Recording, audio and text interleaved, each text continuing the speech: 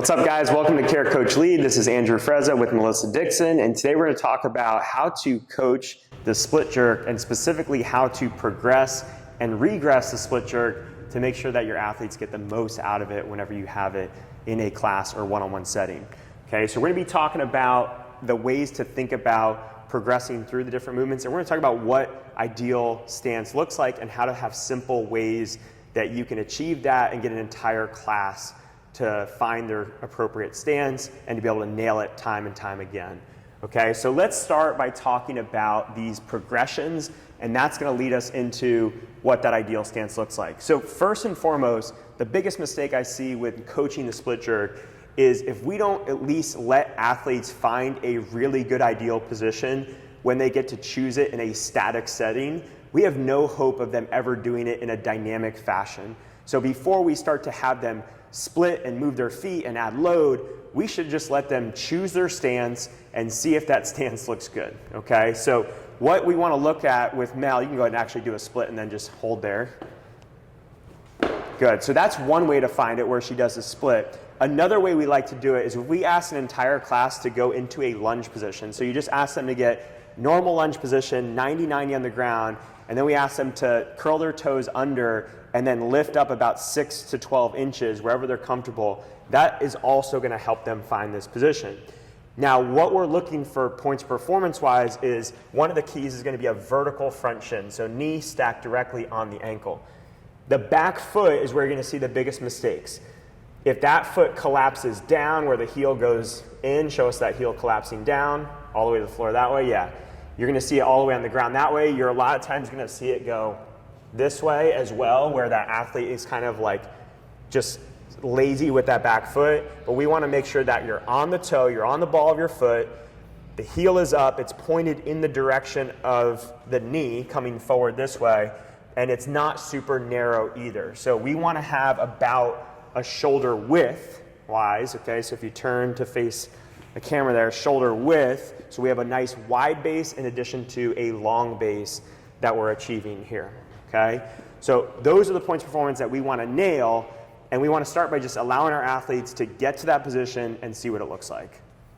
Yeah, especially with the heel collapsing towards the ground, I'll hear a lot of people who, if we have hold in this position, they'll say, I always feel this stretch on my back leg. I feel this, you know, and they'll get a lot of hip involvement or rectus femoris involvement, and really what they really need to do is point that knee down towards the floor and get on the ball of that foot, and they're like, oh, it feels great. You're like, okay, well, try not to create that stretch and that movement, because that'll come into play when they're really tight in those areas. Yeah, so once you've established that, okay, we can find a good position without any type of dynamic movement, that's our chance to now add some speed, add some change of directions in there. When we do it though, before we add load, we recommend doing it completely unweighted. Okay, so you can do drills where you have an imaginary barbell up on the shoulders and you cue people to do their split and hold that split position. If they're able to do that well, you can actually challenge them. So show us one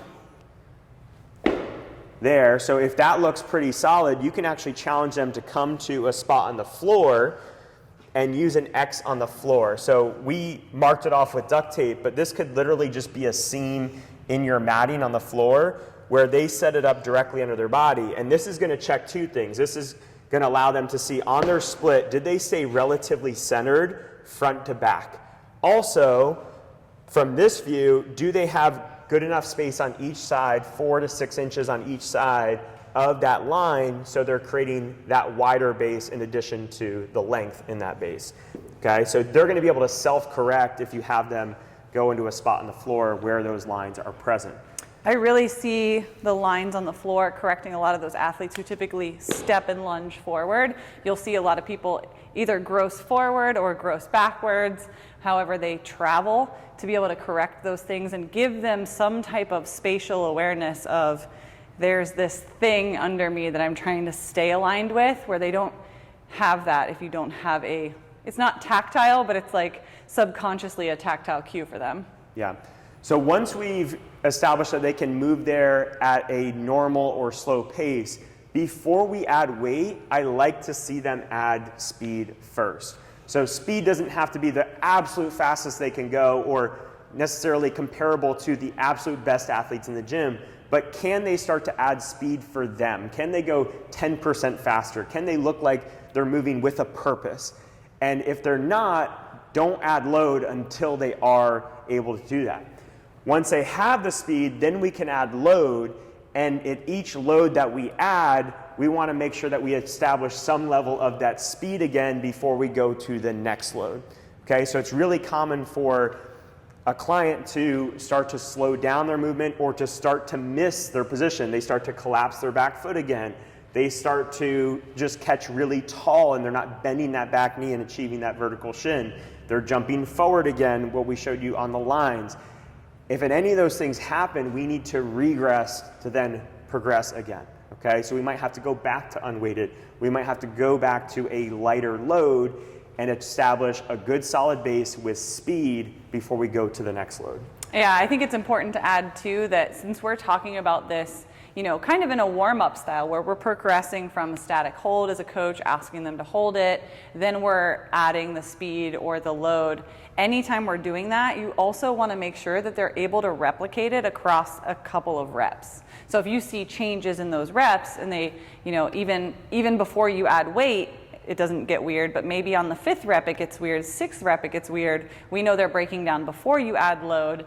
Let's keep them unloaded until they can replicate that over multiple reps. Yeah, and typically when you're doing split jerks, you're going to be doing fairly low reps, probably from a rack or from blocks. So you might be only doing 1 to 3 reps at a time, which if someone's footwork is off, it's not enough for them to really make change and then to create the muscle memory around that change. So if we have a strength setting where we're going every 90 seconds, every 2 minutes, or we have an open window, for every 1 lift or 3 lifts that a person does from the rack, if their footwork doesn't look great, I'm gonna have them do 5 to 10 no bar footwork drills between sets where they're just drilling that footwork with no weight, and then they step up to the bar and hopefully that muscle memory can stick. So don't be afraid to also combine the two. When you have people that are starting to achieve some load, but then they're seeing some breakdown, you don't have to regress them, you know, like you're, you know, having to like come down on them like a teacher trying to like discipline them, but you can start to maximize their rest to be able to reinforce those really good habits and that muscle memory. Yeah, that's great. All right, guys, so that's it for the split jerk. We'll be sharing another video coming soon where we'll be talking about our favorite drills for it. If you guys like this video or have any questions, feel free to leave them below, and we'll see you in the next one.